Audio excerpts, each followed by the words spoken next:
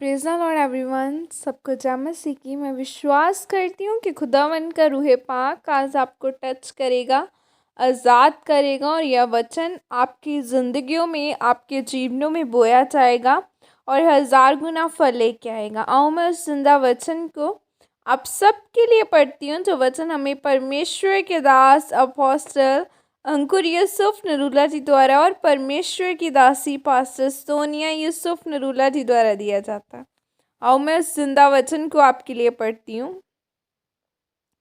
अपनी आँखों को सुरक्षित रखें, जैसे कि पवित्र बाइबल मत्ती 6:22 आयत में लिखा है, शरीर का दिया आँख है, इसलिए यदि तेरी आँख निर्मल हो तो तेरा सारा शरीर भी उजियाला होगा।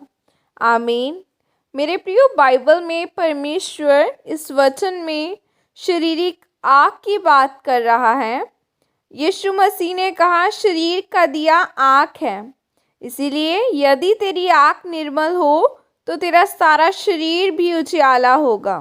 आज लोग अपने दर्शन को बड़ा करके नहीं देखते, वह थोड़े में ही संतुष्ट हो जाते हैं। परमेश्वर ने कहा अगर तेरी आँख पवित्र है तो मैं तुझे आशीषों से भर दूंगा, यानी तेरा जीवन उजियाला होगा।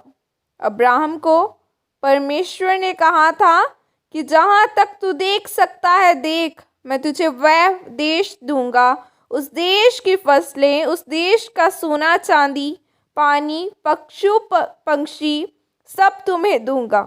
देश का मतलब मिट्टी और धूल नहीं है, पर वहाँ की सब चीज़ें आपकी हैं। यह सब चीज़ें परमेश्वर ने आपके लिए ठहराई हैं।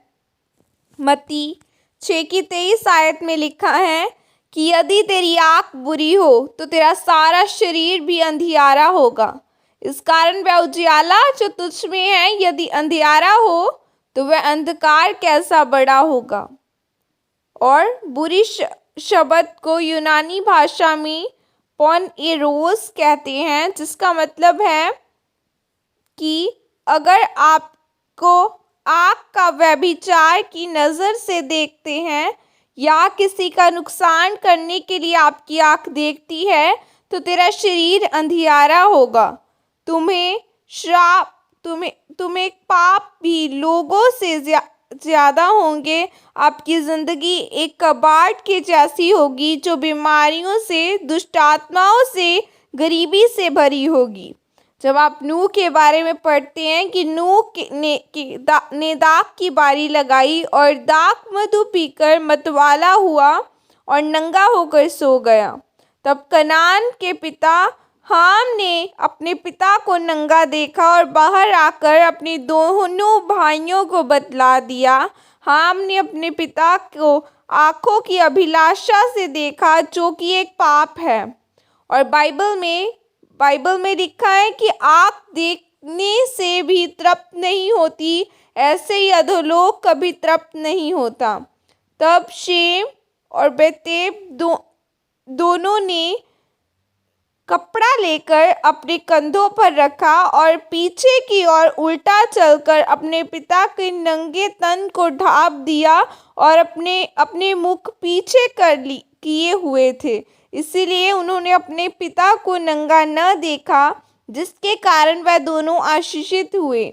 आज आपको अपनी आँखों की रक्षा करनी है। आपको बीमारियों का, गरीबी का नाम नहीं बनाना है। आपको पवित्र परमेश्वर का दाम बनना है और उजियाला लेना है।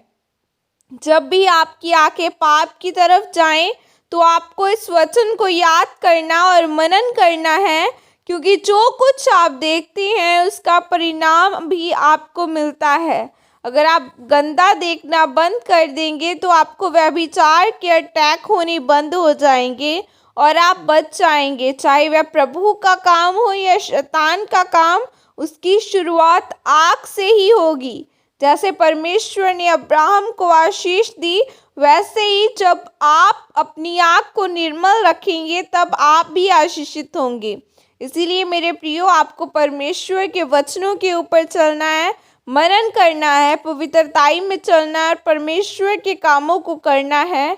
अपनी आँखों को सुरक्षित रखना है, तब परमेश्वर आपको आकाश के झरोखे खोलकर आशीषित करेगा। आमीन।